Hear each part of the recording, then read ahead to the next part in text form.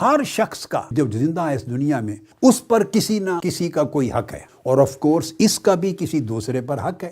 تو ہر شخص پر کچھ حقوق بھی ہیں، اس کے حقوق بھی ہیں جو دوسرے کے ذمے ہیں ان کا ادا کرنا، اور ہر شخص پر کچھ واجبات بھی ہیں، وہ دوسرے کے حقوق ہیں اور اس کے ذمے ہیں ان کا ادا کرنا۔ تو اسلامی زندگی حقوق اور واجبات کا مرقع ہوتی ہے۔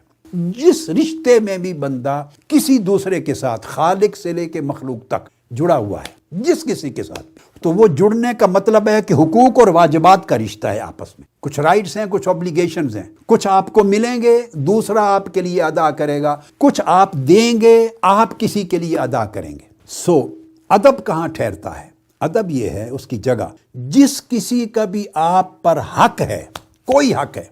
اللہ کی ذات ہے تو آپ اس کے بندے ہیں تو اس کے حقوق ہیں آپ۔ اللہ کے رسول صلی اللہ علیہ وسلم آپ امتی ہیں تو ان کے آپ پر حقوق ہیں، یہ اور آپ کی طرف سے وہ واجبات ہیں۔ مخلوق کے مخلوق پر حقوق ہیں اور آپ ادا کرنے والے ہیں، سو واجبات ہیں۔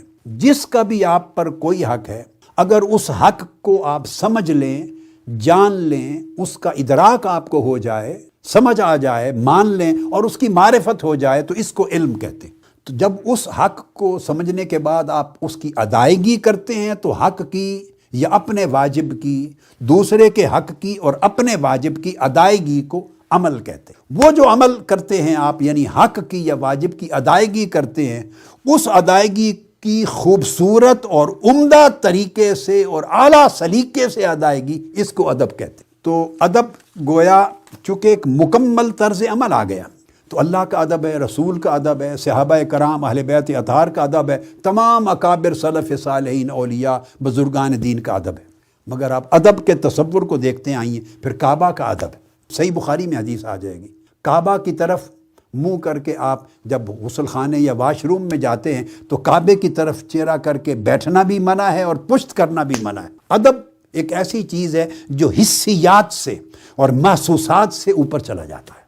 جو چیز سنائی نہیں دے رہی، دکھائی نہیں دے رہی، آپ کے سامنے فزیکلی نہیں ہے، تو ادب چونکہ اس کی جگہ دل ہے، جب تک اس کا احساس، اس کا ایک لطیف احساس، پیشن، اس کی فیلنگ جب تک دل میں نہ ہو، اس وقت تک وہ ادب نہیں بنتا، کیونکہ اس نے رویے میں ڈھلنا ہے، اندر جو ہوگا وہی رویے میں ڈھلے گا۔ تو کعبے کا ادب ہے، نماز کا ادب ہے، کعبے کی طرف منہ کر کے تھوکنا جائز نہیں، دائیں بائیں تھوکے، یعنی واش روم میں نہ اس طرف منہ کر کے بیٹھنا، پشت کر کے بیٹھنا، یہ کعبے کا ادب ہے۔ نماز کا ادب کہ آپ نماز اللہ کی پڑھ رہے ہیں، آگے سے کوئی نہ گزرے۔ اب آپ سوچیں اگر کوئی 10 بار بھی آگے سے گزر جائے تو آپ کی نماز کو کیا فرق پڑتا ہے؟ نماز تو نہیں ٹوٹ سکتی، نماز تو آپ کے اور آپ کے مولا کے درمیان ایک تعلق ہے جو آپ ادا کر رہے ہیں۔ سامنے سے آدمی گزرا ہے تو نماز میں منع ہے۔ کرسی یا کوئی دیوار یا کوئی چیز حائل ہو سترا تو پھر گزر سکتے ہیں۔ وہ کیا؟ وہ نماز جو عبادت ہے اللہ کی، اس عمل کا ادب ہے، قرآن کا ادب ہے، بغیر وضو کے چھو نہیں سکتے۔ تو پھر اس کے بعد تلاوت کا ادب ہے، پھر ذکر کا ادب ہے، اللہ کا ذکر کا، اس کی مجلس کا ادب ہے، اللہ کی دعا کا ادب ہے، اس طرح ہاتھ اٹھا کے دعا کرنی ہے جیسے منگتے اور سائل ہوتے، یہ اس کا ادب ہے۔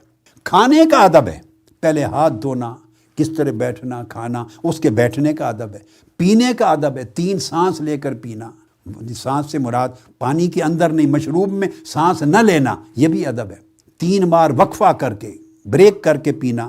اٹھنے کا ادب ہے، بیٹھنے کا ادب ہے، سونے کا ادب ہے، جاگنے کا ادب ہے۔ بولنے کا ادب ہے، بہت اونچا نہ بولنا، دھیما بولنا۔ چلنے پھرنے کا ادب ہے، علم کا ادب ہے، لباس پہننے کا ادب ہے۔ پھر مسجد کا ادب ہے، دایاں پاؤں داخل ہوتے ہوئے پہلے رکھنا، نکلتے ہوئے بایاں پاؤں رکھنا۔ استاد کا ادب ہے، کتابوں کا ادب ہے۔ میزبانی کا ادب ہے، جب آپ میزبان ہوتے ہیں، مہمان جاتے ہیں تو مہمانی کا ادب ہے۔ آپ کو جمائی آ گئی تو جمائی کا ادب ہے، ایسے منہ کھول کے کسی کے سامنے نہیں، آگے ہاتھ رکھنا ہے۔ چھینک آئی تو اس کا ادب ہے۔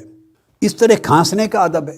الغرض آپ کی زندگی کا کوئی بھی عمل اور فعل، خواہ وہ دوسرے سے متعلق ہے، خواہ وہ آپ کا اپنی ذات سے متعلق ہے، اس فعل کو انجام دینے کے لیے خوبصورت طریقے دیے اللہ اور اللہ کے رسول نے۔ وہ جو خوبصورت انجام دہی ہے یا خوبصورت طریقہ ہے اس کو انجام دینے کا، اس سلیقے کو ادب کہتے ہیں۔